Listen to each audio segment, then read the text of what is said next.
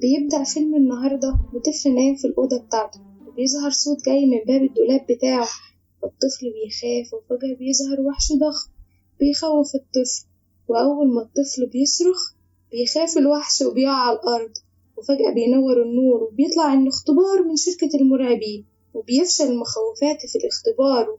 وفجأة بيظهر أستاذ أبو عنكبوت، وده بقى مدير شركة المرعبين، وبيقول لهم إن مفيش حاجة في الدنيا مؤذية أو سامة أكتر من طفل آدمي، اللمسة منه تموت على طول. وبيحذرهم إنهم لازم ياخدوا بالهم. وبنروح بقى لشلبي اللي كان نايم، وبيظهر صاحبه مارد وهو بيصحيه من النوم. وبيصحى شلبي من النوم وبيعمل تمارين، ومارد هو اللي بيمرنه عشان يبقى مخوفاتي جامد. وبيظهر إعلان في التلفزيون، وبيبقى مارد متحمس جدا عشان هيطلع في الإعلان. وبعد ما الإعلان بيخلص، شلبي كان بيحسب مارد هيزعل عشان ما ظهرش كتير، لكن بيتفاجئ إن مارد بيقول أنا طلعت في التلفزيون، أنا كنت هايل. وبعدها بيطلع مارد وشلبي من البيت، وبيروح شركة المرعبين مشي عشان يبدأوا يوم شغل جديد في نشاط. وشلبي يحقق أرقام قياسية زي كل مرة. وبيوصلوا الشركة، وشلبي بيكون مشهور قوي هناك. وفجأة مارد بيشوف سالي حبيبة القلب، وقلبه بيدق، وبيفضلوا يقولوا كلام حلو لبعض قدام شلبي. وبيطلع إن عيد ميلاد سالي النهاردة، ومارد عازمها في مطعم جامد عشان يحتفلوا بعيد ميلادها. وبيقعد شلبي هو ومارد مع بعض، وبيظهر مخوفاتي رخم اسمه أندل، عنده مهارة الاختفاء، وبيقول لشلبي إنه هيغلبه النهاردة وهيجيب رقم أعلى منه. وبيستعد كل المخوفتية ومنهم شلبي وأندل، وبيبدأ كل المخوفتية يدخلوا البيبان بتاعة الأطفال ويخوفوهم ويسحبوا منهم طاقة الصراخ المسؤولة عن إضاءة المدينة كلها. وكالعادة شلبي هو اللي بيبقى أعلى رقم فيهم زي كل مرة. وبيتغاظ أندل جدا، وبيجي الأستاذ أبو عنكبوت يبارك لشلبي. وبيظهر المخوفات شكري وعلى ظهره شراب بعد ما خرج من الباب. وبتظهر الطوارئ وبيطهروا المكان وبيحلقوا شعر شكري. وبينتهي اليوم وبترجع كل البيبان لمكانها وكل المخوفتية بتروح. وبيروح بقى بعدها شلبي ومارد عند سالي عشان مارد وسالي يخرجوا يحتفلوا بعيد ميلادها مع بعض. وفجأة بيفتكر مارد إنه مسلمش التقارير، فشلبي بيقوله إنه هيروح هو يسلم التقارير مكانه. وبيمشي مارد مع سالي، وشلبي بيروح يدور على التقارير. وفجأة وهو ماشي بيلاقي حد ناسي باب، فبيفتح الباب يشوف فيه حد جوه ولا لأ، وبيقفله تاني لما مش بيلاقي حد. وفجأة بتظهر بنت صغيرة بيخاف منها شلبي قوي، وبيجري منها وبيحاول يدخلها الباب بتاعها. وهو رايح يدخلها بيكتشف إن اللي كان في الباب وداخل يخوف البنت هو أندل، فبيطلع يجري من الخوف وبياخدها وبيخبيها ويطلع يروح لمارد المطعم. وبيقوله إنه هو بيجيب التقارير بتاعته لقى باب مفتوح ولقى أندل طالع منه. وبعدها البنت هربت منهم، والناس اللي في المطعم شافوها وفضلوا يجروا ويصوتوا. وأخد مارد وشلبي البنت بسرعة وطلعوا على البيت عشان يعرفوا يتصرفوا في المصيبة دي ازاي. وبيبقوا خايفين منها جدا وخايفين انها تلمسه. وبتشوف لعبة ومارد بياخدها منها فبتعيط. فأنوار البيت كلها بتزيد، وكان فريق المكافحة هيشوفها لغاية ما بيقدروا يسكتوها تاني. بتروح البنت تنام في سرير شلبي، بتبقى عايزة شلبي ينام جنبها عشان خايفة من أندل يطلع لها من الدولاب. وبنروح تاني يوم مع شلبي ومارد والبنت الصغيرة الشركة عشان يحاولوا يرجعوها للباب بتاعها تاني. وأستاذ أبو عنكبوت بيشوفها وهي متنكرة في شكل مخوفاتي صغير، وشلبي بيقوله إنها بنت خالته. وفجأة بيدخل أندل الحمام وبيستخبوا منه، بيبقوا خايفين إن هو يشوفهم ويكشفهم. وبيقعد أندل يدور عليهم في الحمام ومش بيلاقيهم. وبيمشي وبيروح شلبي ومارد يرجعوا الطفلة للباب بتاعها، وبيفتحوا باب تاني غير بابها. شلبي بيقول لمارد إن ده مش باب بو، فبيقول مارد لشلبي مين بو؟ فبيقول شلبي المارد إن هو سماها بو. وبيجي أندل وبيسأل شلبي عن البنت، بيقول شلبي ومارد إن هما ما يعرفوش هي فين. وبتظهر سالي وبتبقى زعلانة من مارد لأنه سابها امبارح وهرب من المطعم. وفجأة وهما بيتكلموا بيشوف أندل صورة مارد جنب البنت في الجريدة، وبينده عليه بصوت عالي، وبيجري مارد من الخوف.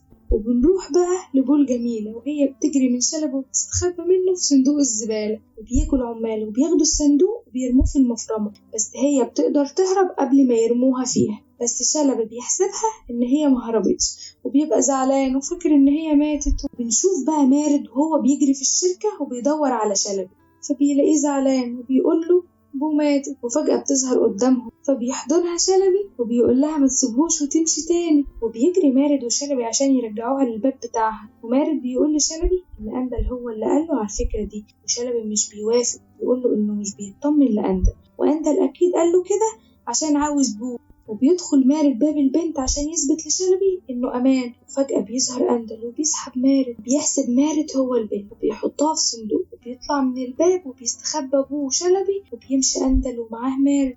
وبيطلع شلبي يجري ورا أندل عشان يشوفه هيروح فين. بيدخل شلبي وبوه وراه في نفق في الحيطة، وبيلاقوه رابط مارد في كرسي وعاوزه يعترف ويقول له بوه فين. وبيشغل جهاز عشان يعذب بيه مارد، وفجأة الجهاز بيفصل وبيروح أندل بيلاقي حد فاصل الجهاز من الحيطة. بيجي شلبي يهرب مارد وبيطلعوا يجروا، وبيروح شلبي لأستاذ أبو عنكبوت، وأستاذ أبو عنكبوت بيقوله يعلم المخاوفتية الزئير اللي على حق، وبيجبره يدخل الأوضة ويعلمه. وبتشوف أبوه وهو بيخوف الطفل، فبتخاف منه وبتجري. بيجري شلبي وراها بيلاقيها خايفة منه جدا. وفجأة بيشوفها أستاذ أبو عنكبوت، ومارد بيقوله إنها طفلة مش مؤذية، وبيقول تاني لأستاذ أبو عنكبوت إن أندل هو السبب. وأبو عنكبوت بيقول حد غيركم عارف الموضوع ده؟ مارد بيقوله لأ.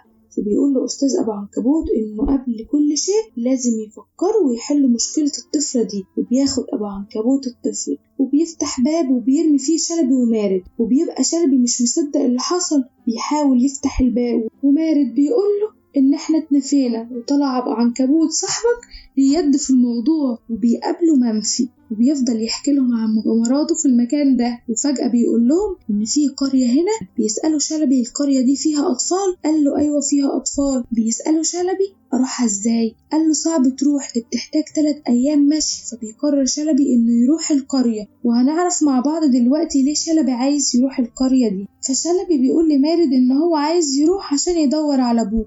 فمارد بيقول له بو تاني، وهي أساسا السبب في اللي احنا فيه ده.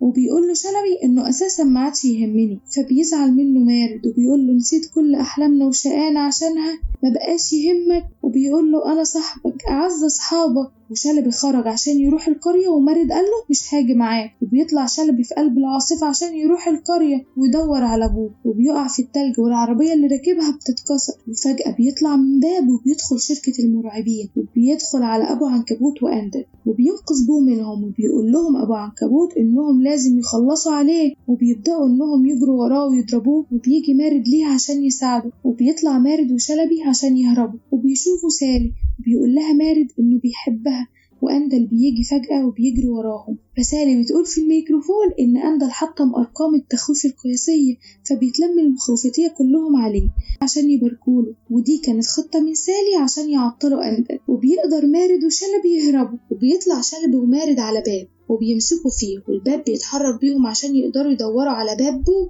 وبيطلع أندل وراهم وبيجري الباب بيهم بسرعة جدا، وبيبقوا خايفين. وبيبقى الباب اللي واقف عليه شلبي ومارد بعيد قوي عن الباب بتاعه. وبيجيلهم أندل وبيطلب شلبي من مارد إنه يخلي بو تضحك، وأول ما بتضحك بو البيبان كلها بتنور. وبيدخل مارد وشلبي ومعاهم بو باب، وبيلحقش أندل يدخل وراهم، وبيفضلوا يدخلوا ويخرجوا من البيبان وأندل بيجي وراهم. وفجأة بيظهر أندل وبيخطف منهم بو وبيوقعهم بالباب اللي ماسكين فيه، وبيدخلوا بسرعة الباب قبل ما يقع على الأرض. ينجحوا إنهم يطلعوا من باب تاني. بيشوفوا أندل وهو ماسك بو، فبيجروا ورا أندل.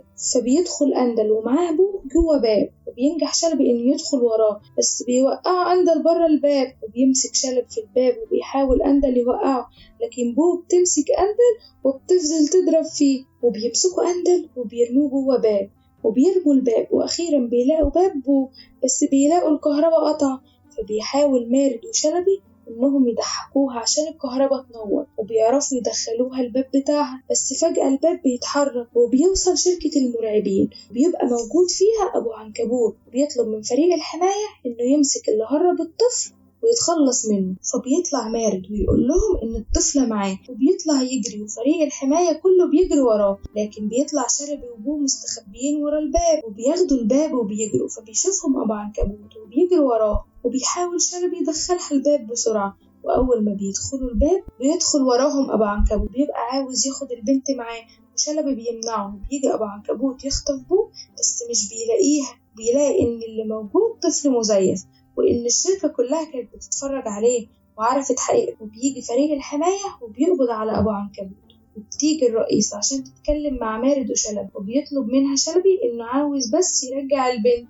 بتقوله إن هي موافقة بس لازم الباب بتاعها يتفرم بعد ما تدخل. وبيروح شلبي ومارد يدخلوها الباب بتاعها، يقعد شلبي يلعب معاها وبيبقى زعلان إنه مش هيشوفها تاني، بيقولها إن مفيش حاجة هتخوفها تاني، وبيبقى زعلان وبيودعها وبيقفل الباب وبيمشي. فبتنزل بوم من على السرير وبتفتح الباب بتاع الدولاب، مش بتلاقي شلبي وبتزعل. بنروح شركة المراقبين المحدودة وبنلاقي شلبي زعلان إن بوم معلش هتبقى موجود، وبيفرموا الباب بتاعها وبيظهر أبو عنكبوت وهما بيقبضوا عليه. الشركة بتتحول بدل ما كانت شركة فيها وحوش بتخوف الأطفال بقت شركة للضحك، وبيدخلوا الأطفال يضحكوه، وطلعت طاقة الضحك أقوى 10 مرات من طاقة الصريخ، وبيعيش كلهم في سعادة. وبيبقى شلبي هو رئيس الشركة بس بيبقى مفتقد بوه قوي. وبيجي مارد يقول لشلبي إنه عاوزه في موضوع، وبياخدوا المكان فيه باب بوه. وفجأة بيدخل شلبي الباب وبيلاقي بوه وبيبقى فرحان جدا. وبكده يكون الفيلم بتاعنا خلص النهاردة. لو عجبك الفيلم متنساش تحط لنا اللايك بتاعك الجميل، وتكتب لنا رأيك تحت في الكومنتات، وتعمل اشتراك في القناة.